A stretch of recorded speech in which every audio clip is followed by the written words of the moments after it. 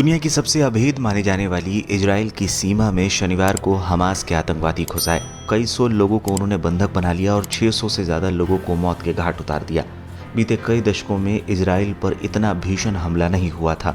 इस हमले से दुनिया हैरान है, तो आतंकवाद से कैसे निपटा जाए, इसको लेकर परेशान भी है। इस बीच हमास के हमले के बाद 50 साल पुरानी एक घटना का जिक्र हो रहा है। यही नहीं, हमास ने 7 अक्टूबर की तारीख ही हमले के लिए क्यों चुनी, इसकी भी चर्चा हो रही है। दरअसल 1973 में इजराइल पर सीरिया और मिस्र ने हमला बोल दिया था।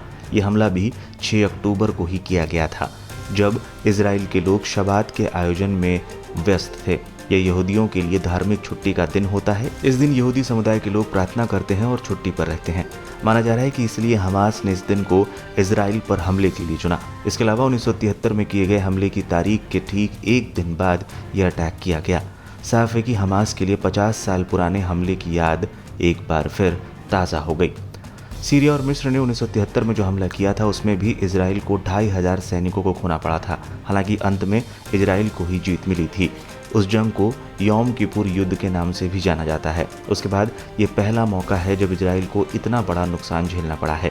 इजराइल के लोग मानते हैं कि वो अपनी शानदार इंटेलिजेंस और सीमाओं की मजबूत चौकसी के चलते सुरक्षित हैं, लेकिन हमास के हमले ने इस धारणा को ध्वस्त सा कर दिया।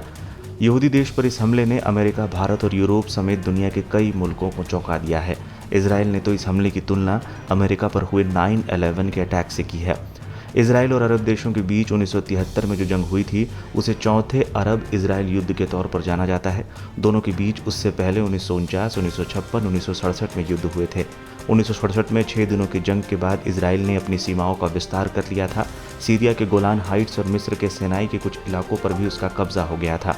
इसी से बौखलाई सीरिया और मिस्र ने इजराइल पर 1973 में हमला बोल दिया था।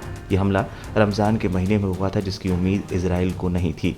ऐसा ही अटैक एक बार फिर किया गया जब धार्मिक पर्व के दिन हमले के लिए चुना गया। 50 साल पहले हुए हमले ने भी इजराइल को चौंका दिया था।